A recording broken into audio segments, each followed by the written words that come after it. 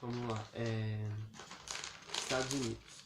Vale lembrar que os Estados Unidos têm uma política dividida em duas metades do século XIX. A primeira metade, a doutrina Monroe, e na segunda metade, o Big Stick. O foco mais na primeira metade, mas vamos pegar um pouquinho na segunda metade do processo de expansionismo americano. Primeiro momento, a política externa, ou seja, como ele tratava tudo ao redor dele. Era mais a doutrina Monroe. A doutrina Monroe defendia basicamente a América para os americanos. Como é que era isso?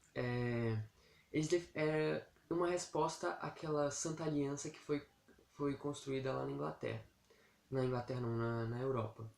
Que dizia que a Santa Aliança eles queriam dominar o mundo, voltar àquele colonialismo que tinha antes. A doutrina Monroe é uma resposta a isso, dizendo a América para os americanos, ou seja, a América é nossa e nós vamos nos independer sozinhos, sem total ajuda de vocês. Sim, e era só uma doutrina ideológica, vai lembrar que não teve nenhuma intervenção militar nisso. E assim eles já ajudavam os países americanos a se independerem, a evoluírem sem essa ajuda europeia. Eles também tinham um viés que eles queriam que esses novos países recém-formados fossem mercado consumidor dele na América, ou seja, América para os americanos, Europa para a Europa. É isso que dizia a doutrina Monroe. Mas só no discurso, nada de intervenção militar.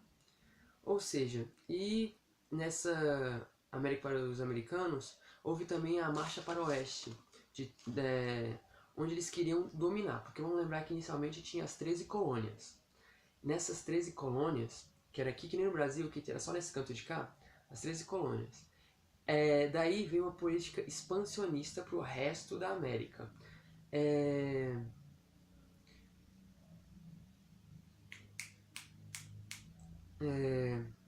Sim, inicialmente as 13 colônias. Vem o primeiro Tratado de Paris, que é aquela coluna que Paris antes tinha, de colônias onde é os Estados Unidos hoje. Então, os Estados Unidos vai comprar esses territórios da França pelo Tratado de Paris, ou seja, então ele vai andando mais para cá.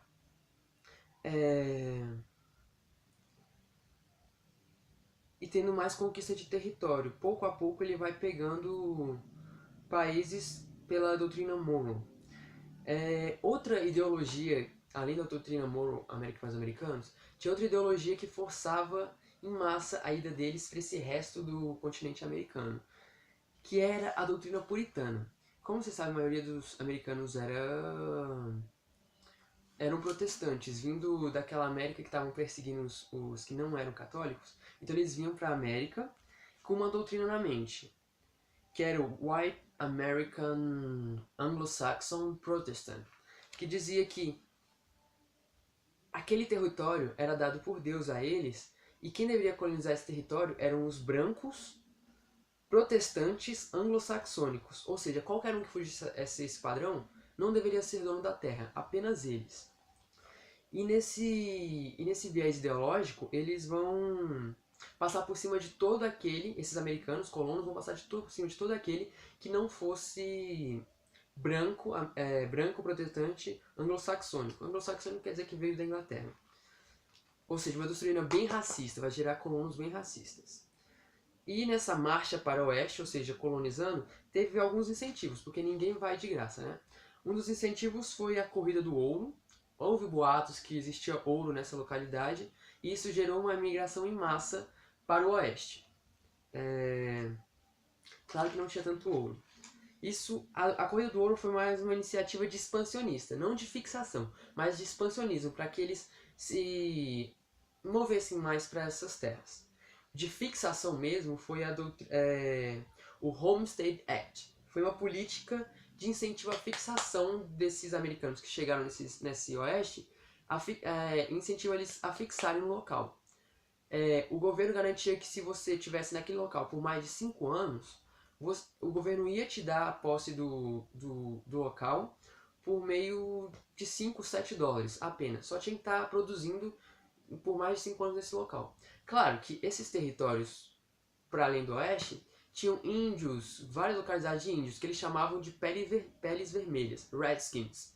Os Redskins não eram brancos, ou seja, aquela ideologia puritana de que se você não é branco você deve morrer, caiu em cima. Ou seja, um massacre de índios ocorreu realmente, porque eles não eram os brancos puritanos, os brancos anglo-saxônicos, enfim. E um extermínio de índio aconteceu. Houve também... E claro, existiam muitos territórios que já eram de outros países, como a Flórida, que os Estados Unidos comprou da Espanha, a Louisiana, que ele também comprou da... de quem?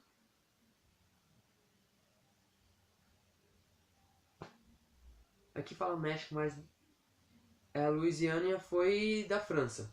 E o estado de Oregon, entre outros.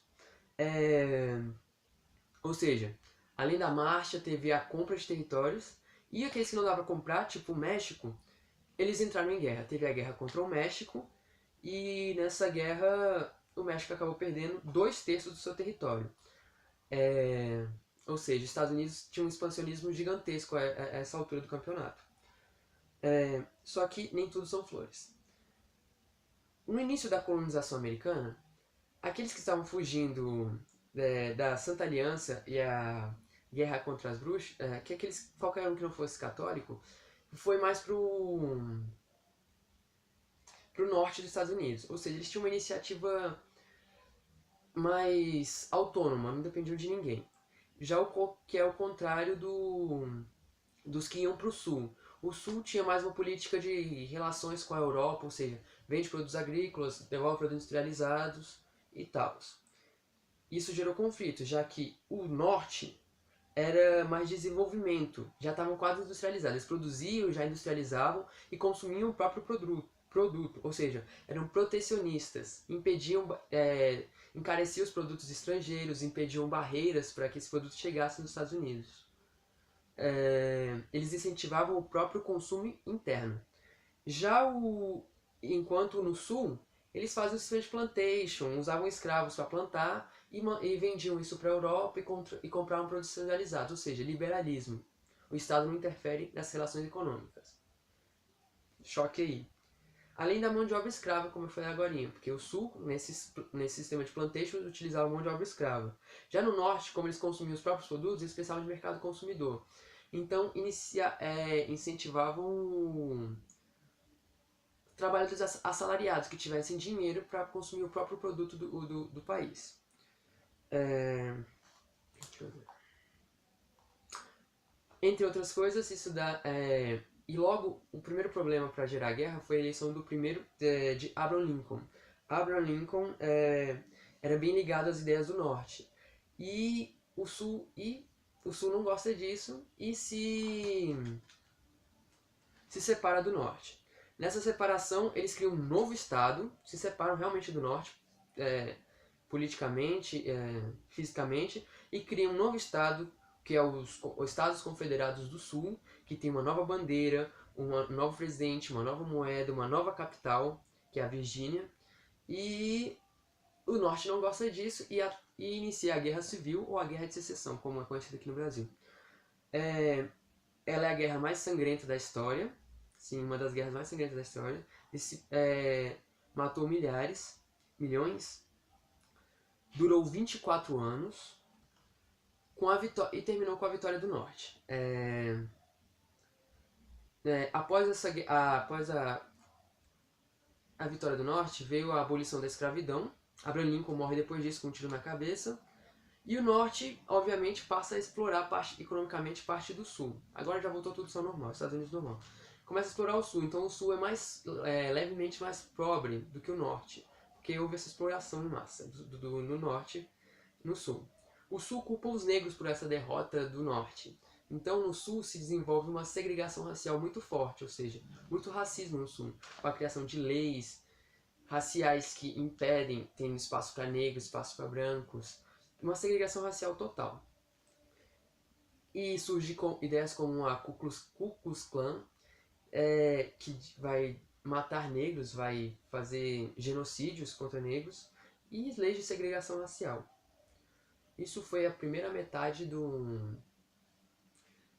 do expansionismo americano, primeira metade do século XIX.